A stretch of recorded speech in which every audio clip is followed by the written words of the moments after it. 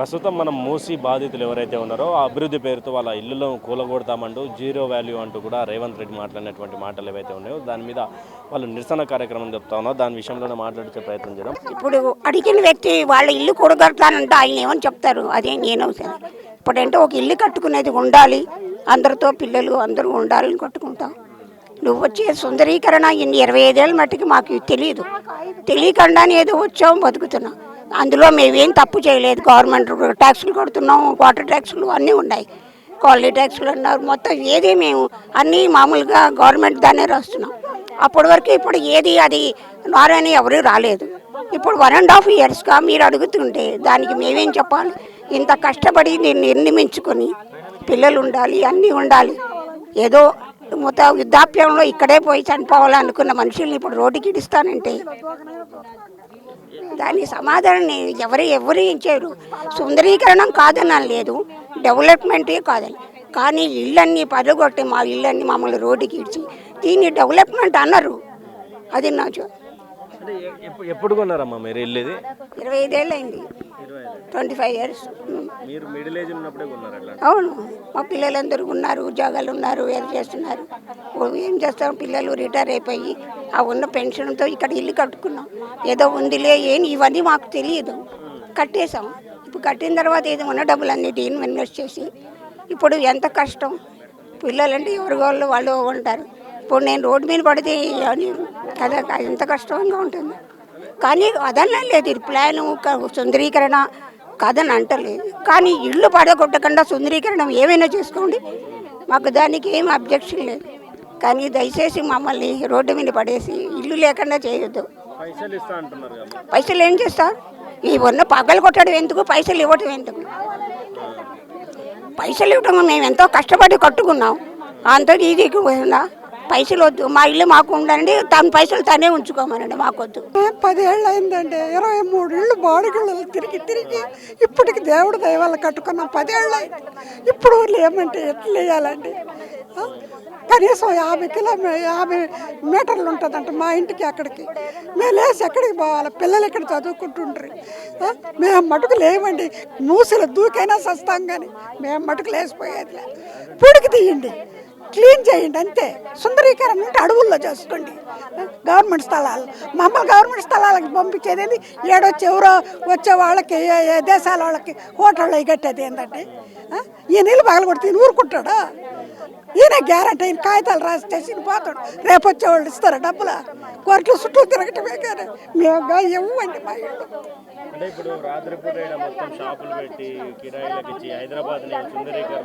మాకు పెళ్ళలేదండి, ఎక్కడైనా చేసుకోమని. మా కాలనీ మేము దూకైనా చేస్తాం, వాళ్ళు ఎదురుగుండా ఇదే చెప్తున్నాం. మేమందరం పెద్దవాళ్ళని నిర్ణయించుకున్నాం, పెద్దవాళ్ళు అందరం దూకేస్తాం అంతే. మా ఏరియాకి వచ్చి ఇళ్ళు పగల కొట్టాలంటే మటుకు అంతే, దూకి సావటమే అంతే. అన్ని పర్మిషన్లు ఉన్నాయి. మేమెంతండి 11-12 ఏళ్ళు ఎదుకొని 2 చేతులు మారున్నాయి, స్థలం కొని కట్టుకొని ఉన్నామండి. మాకు వద్దు ఆయన, పైసలు వద్దు, ఏవద్దు. ఆడొక అంకి అట్నే వాళ్ళు లేవదీసి పైసలు ఇచ్చినారట, ఆ నుంచి ఏడుకొచ్చి కట్టుకుంటే ఏడు లేవదీస్తుండ్రు. హైదరాబాద్లో అసలు నమ్మేటట్టుందా? స్థలం కొని కట్టుకుంటే ఏడుంటే ఒకరు వచ్చి వాళ్ళ లేవదీసి ఇంకొక ఆయన వచ్చినప్పుడు వాళ్ళు లేవదీస్తుంటారు. గ్యారంటీ ఏంటి అసలు హైదరాబాద్లో? మేము తీసుకుని 2017లో సార్, మేము వచ్చి 8 ఇయర్స్ అయింది. మా సాయిరామ్ నగర్ కాలనీ. మేము తీసుకున్నప్పుడు మాత్రం మాకు 9 మీటర్సే బఫర్ అని తెలుసు. ఇప్పుడు ఆయన పెంచుకుంటూ పోయేసరికి మా ఇల్లు ఎఫెక్ట్ అవుతుంది. తీసుకోవడానికి రీజన్ అయినప్పుడు అన్నీ వెరిఫికేషన్ చేసి వచ్చినప్పుడు అప్పుడే మీరు తీసుకోవద్దమ్మా, మీది ఇక్కడ ఇది ఉంది అని చెప్పుంటే మేము ఆగిపోయే వాళ్ళం సార్. మేము తీసుకొని ఇన్ని ఇయర్స్ అయిన తర్వాత మేము ఎటు వెళ్ళిపోతాం? మేము అన్నీ పెట్టి తీసుకున్నాం, నువ్వు ఇచ్చే ఆర్డిఎల్ మాకు ఎక్కడ పనికి వస్తాయి, అది ఎప్పుడు అమ్ముకుంటాం, ఏం చేస్తాం? అదంతా మాకు వద్దు, మా ఇల్లు మాకు ఉంచి మీరు ఏదైనా చేయండి, మేము ఏం అగైనెస్ట్ కాదు దేనికి. యాజ్ ఎ సిటిజన్గా చదువుకున్న వాళ్ళని తెచ్చి బయట వేయడం ఎంతవరకు కరెక్ట్ సార్? నాకు 2 పిల్లలు, చిన్న పిల్లలు, ఇప్పుడు స్కూల్ నుంచి తీసుకొని ఇక్కడికే రావాలి నేను వాళ్ళని ఎందుకు నేను సఫర్ చేయాలి? మా పెద్దవాళ్ళు సఫర్ అవుతున్నారు, మేము సఫర్ అవుతున్నాం, మేము ఎక్కడెక్కడికో తిరుగుతున్నాం. ఈ మూసీ దయ వల్ల మేము తిరిగిన ప్లేసే లేదు సార్. లాస్ట్ 15 డేస్ బిఫోర్ కూడా మేము నాగోల్ వరకు కూడా వెళ్ళాం ధర్నా చేయడానికి. మేము తీసుకున్నందుకు మాకు ఇది శిక్ష సార్. హైదరాబాద్లో తీసుకున్నాం. అనుకుంటున్నారా ఈ ధర్నాలు ఇవన్నీ చేస్తే? ఆగుతుంది అని ఆగాలనే మేము కోరుకుంటున్నాం సార్. మా జాయింట్ ఫ్యామిలీ, మేము నువ్వు ఇచ్చే ఆ గుడిసెలో మేము ఎట్లుంటాం? మాది ఎంత అయినా సరే అది మాది అనే ఆ హక్కు అయితే మనకుందా? మనం తీసుకున్నప్పుడు మన సొంత ఇల్లు మేము కష్టపడి తీసుకున్నా నేను చెప్పట్లే. మా మామయ్య యాజ్ ఎ 40 years ఆయన ఎంప్లాయ్, గవర్నమెంట్ ఎంప్లాయ్, ఆయన డబ్బులు తెచ్చి ఇక్కడ కొన్నాడు మా మామయ్య. జాయింట్ ఫ్యామిలీ మాది. 14 మెంబర్స్ని తీసుకెళ్ళి నువ్వు ఎక్కడ ఉంచుతావు? నువ్వు ఉంచే ప్లేస్ మాకు సెట్ అవుతుందా? మాకు అన్నీ పడితే మేము మూసి కాదని మాకు ఎన్ని ఇష్యూస్ వచ్చినా ఒక్క గవర్నమెంట్ కూడా మాకు వచ్చి ఏంటమ్మా మీకు ఈ ప్రాబ్లం ఉందని ఒక్కసారి కూడా అడగలేరు. అప్పుడు లేని గవర్నమెంట్ ఈ సుందరీకరణ వల్ల మమ్మల్ని బయట వేసినావు. మేము ఎందుకు వెళ్ళిపోతాం? మేము వెళ్ళిపోం సార్. మా ఇల్లు మాకు వదిలేసి నువ్వు ఎంతైనా అందులో చేసుకో. ఉంటాయి, వాటర్ వస్తాయి, పిల్లల భవిష్యత్తు హెల్త్ ఖరాబ్ అవుతుంది అని చెప్పి మాట్లాడుతూ ఉన్నారు. పైసలు ఇస్తా అంటున్నారు. మాకు ఎప్పుడన్నా సరే ఎన్నిసార్లు మనకి రైనీ సీజన్లో చాలా దోమలు వస్తాయి, మలేరియా, డెంగ్యూ తొందరగా మనకి వస్తాయి, వాటర్ ఉంటాయి కాబట్టి. ఒక్కరైనా వచ్చారా సార్?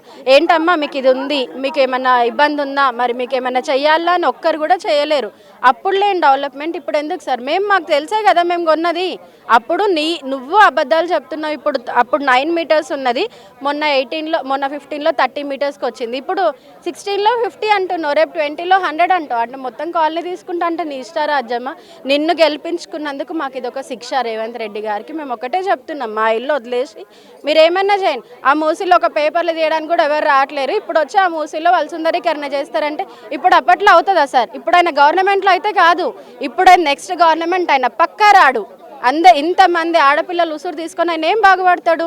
ఇదైతే ఆయనకి అస్సలు కరెక్టే కాదు.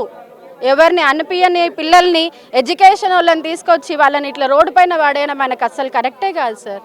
డెవలప్మెంట్ అడ్డుకుంటున్నారు, ఆపండి, అడ్డుకోకండి. డెవలప్మెంట్ మేము ఎప్పుడూ ఆపట్లేము, ఇప్పుడు కూడా మేము సపోర్ట్ చేస్తాం. మా ఇల్లు మాకు వదిలేసి నువ్వు పక్కన నుంచి ఏమైనా డెవలప్ చేయి. ఇప్పుడు మీరు వెళ్ళి అక్కడ మూసీలో చూడండి, అందరు పిచ్చి వాళ్ళలాగా వచ్చి చెత్తేసి వెళ్తున్నారు. వాళ్ళని ఆపామనండి, ముందు ఆ వాటర్ని ప్యూరిఫై చేయమనండి. అక్కడ దోమలు లేకుండా బ్లీచింగ్ పౌడర్ వేయట్లేదు సార్ వచ్చి.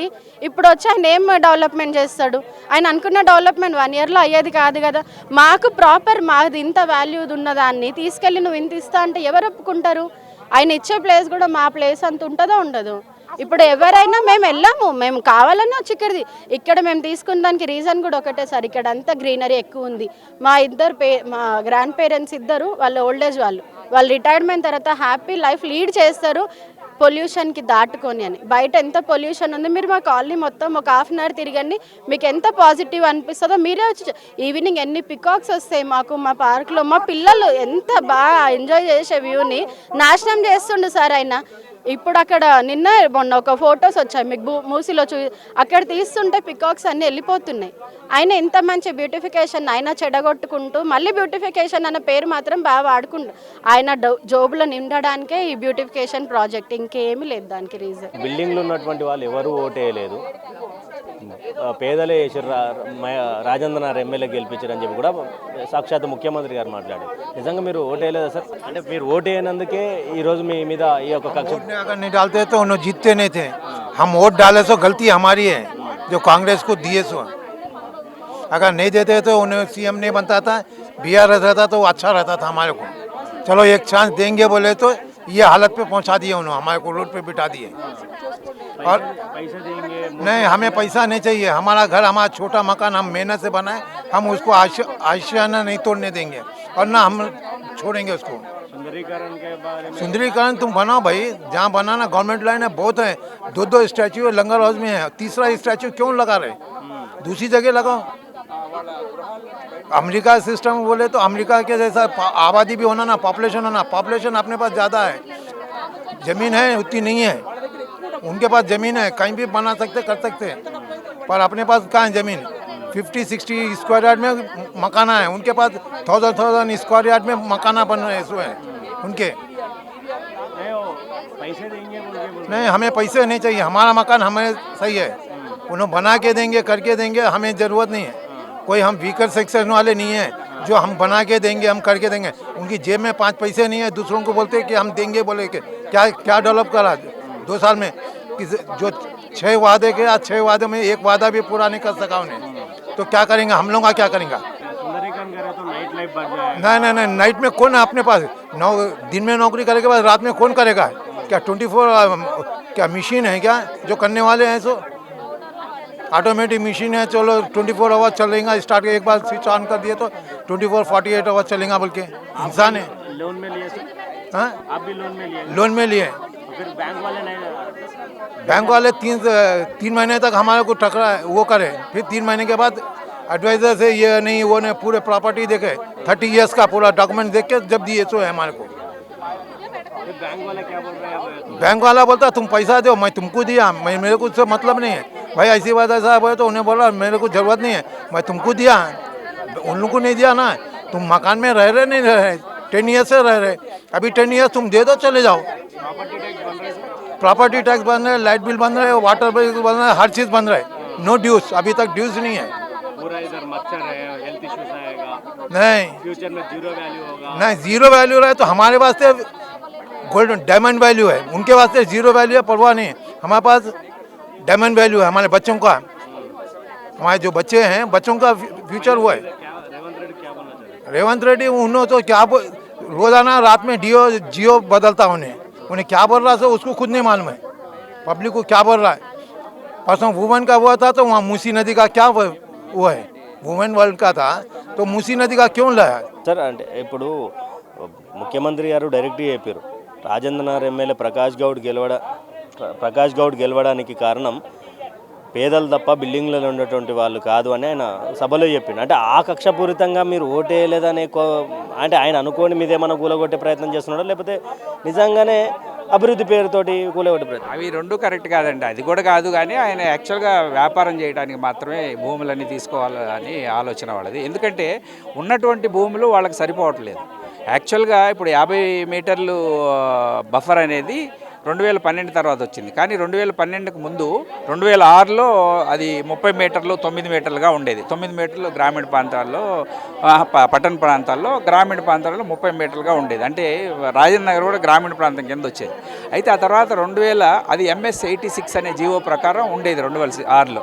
2012లో జీవో నెంబర్ 168 తీసుకొచ్చారు. ఆ 168 ప్రకారము పట్టణ ప్రాంతాల్లోనేమో 50 మీటర్లు, తర్వాత గ్రామీణ ప్రాంతాల్లోనేమో అంటే అవుట్ సైడ్ మున్సిపల్ లిమిట్స్లోనేమో అది 100 మీటర్లుగా చేశారు జీవో 168 ప్రకారం. కరెక్టే, కానీ అది అబౌట్ ఆ జీవో 168 2006 నుంచి 2012 దాకా ఉన్నటువంటి అప్పుడు దాకా వాళ్ళే ఇచ్చే పర్మిషన్స్ ఇచ్చి వాళ్ళే ఓసీలు ఇచ్చి కట్టించుకున్నటువంటి ప్రాపర్టీస్ గురించి ఆ జీవో 168 సైలెంట్గా ఉంది. సో దాని గురించి absolutely that is the major challenging point for anybody. పిల్లి వేస్తే కూడా ఆ పిల్లిలో చాలా ఇంపార్టెంట్ పాయింట్ అవుతుంది. దాని గురించి మాట్లాడకుండా ఇప్పుడు మేము చెప్తే మేము ఇచ్చిన సమయంలో మీరు ప్రాపర్టీస్ ఏదైనా సరెండర్ చేయడం కానీ మా నిబంధనల ప్రకారం మీరు ఒప్పుకొని మా దగ్గర నుంచి మీరు TDRs కానీ కంపెన్సేషన్ కానీ తీసుకోకపోతే మీరు అక్కడే కంటిన్యూ చేస్తామంటే కానీ మేమేం చేయం, కానీ మీ ప్రాపర్టీ వాల్యూ జీరో అవుతుంది అని మాట్లాడుతున్నాం. ఇది చాలా ఎంత అన్యాయం అంటేనండి, అసలు నిజంగా కూడా రాక్షస ప్రభుత్వాలు మాత్రం ఇలా మాట్లాడగలం. మనం ప్రజాస్వామ్యంలో ఉన్నామా లేకపోతే ఏదైనా ఒక ఆటోక్రసీలో ఉన్నామో నాకైతే అర్థం కావట్లేదు. కానీ అలాంటి మాటలు మాట్లాడటానికి వాళ్ళే ఇచ్చిన పర్మిషన్స్ తోటి ఇల్లు కట్టుకున్న తర్వాత వాళ్ళందరినీ నిర్వాసితులను చేసి మీరు వెళ్ళిపోకపోతే మీ ప్రాపర్టీ జీరో వాల్యూ అవ్వడం అనేది చాలా అన్యాయం. ఇంకా ముఖ్యమైన విషయం ఏంటంటే వాళ్ళు 2 విషయాలు వాళ్ళు స్వతహాగా గజెట్ నోటిఫికేషన్స్ ఇచ్చుకొని కేంద్ర ప్రభుత్వం బయటికి తీసుకొచ్చినటువంటి 2013 చట్టం ప్రకారము యాక్చువల్గా ఒకటి ఇంపార్టెంట్ది ఏంటంటే సోషల్ ఇంపాక్ట్ స్టడీ అనేది చేయాల్సి ఉంది. అది చేయకుండా వాళ్ళు గజెట్ నోటిఫికేషన్ ఇచ్చుకొని వాళ్ళంతటా వాళ్ళే ఎగ్జామ్ట్ చేసుకొని ఈ 50 మీటర్స్లోంచి బయటికి రాకపోతే మేము డిమాలిష్ చేస్తాము, you have to accept TDRs అని మాట్లాడారు. ఫైనల్గా అంటే ఎవరు అడ్డుకున్న బుల్డోజర్ రాజన్న తెలంగాణ రాష్ట్రంలో నడుస్తాను. మీరు అంటే వెలుగుమట్ల చూసాం, హైడ్రా చూసాం, డైరెక్ట్ బుల్డోజర్లు నేనైతే అంటే నేను ఒక చదువుకున్న వాడిగా ఒక శాస్త్రవేత్తగా నేను అనుకునేది ఏంటంటే వాళ్ళు లీగల్ ప్రాపర్టీస్ డిమాలిష్ చేసే చర్య అయితే తీసుకోరు. ఇప్పుడు దాకా జరిగిన డిమాలిషన్స్ ఏంటంటే ఇల్లీగల్ ప్రాపర్టీస్ డిమాలిష్ చేస్తే కనుక that will be the end of the democracy in our country and it is going to be there will be very serious repercussions for the government of Congress and Revanth Reddy.